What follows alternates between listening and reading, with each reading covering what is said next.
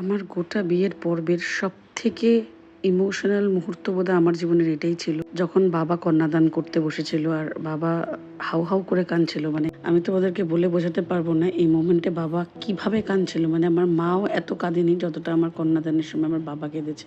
চশমা খুলছে, চোখ দিয়ে জল পড়ছে, আর বাবা আবার চোখ মুছে চশমাটা পরে নিচ্ছে। আর আমি নিজের ইমোশনকে আটকে রাখতে পারছি না, আর আমি মুখ ভেটকে বাবার দিকে তাকাচ্ছি। যাই হোক, প্রত্যেকটা মেয়ের জীবনে এবং প্রত্যেকটা বাবার জীবনে এই মুহূর্তটা হয়তো সব থেকে বড় কঠিন অগ্নি পরীক্ষা। একদিকে আনন্দ ছিল যে নতুন জীবনে যাচ্ছি, এত সুন্দর একটা গ্র্যান্ড ওয়েডিং হচ্ছে, সবকিছু একদম অন্যরকম, মানে নন বেঙ্গলি ওয়েডিং। আমি খুবই এক্সাইটেড ছিলাম প্রত্যেকটা জিনিস নিয়ে, কারণ প্রত্যেকটা জিনিসই আমার জন্য খুব নতুন ছিল, আর বিয়েতে আনন্দও খুব হচ্ছিল।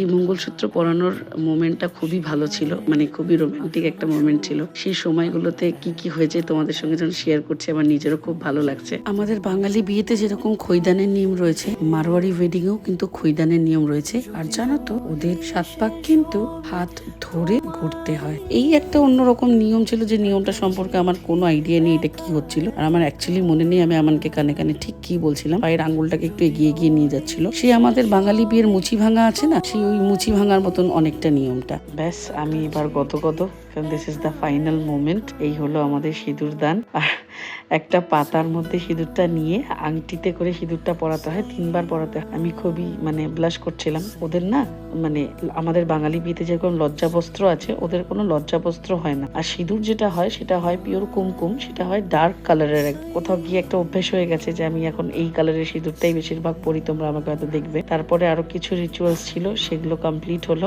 অবশেষে শুভ বিবাহ সম্পন্ন হলো। পরবর্তী ভিডিওতে আফটার ম্যারেজ রিচুয়াল গুলো তোমাদের সঙ্গে শেয়ার করবো। কেউ ঠিকই বলেছিল, সিঁদুর পরলে মুখটা কেমন পাল্টে যায়, তাই না? তোমাদের আজকের এই ভিডিওটা কেমন লাগলো আমাকে অবশ্যই জানিও।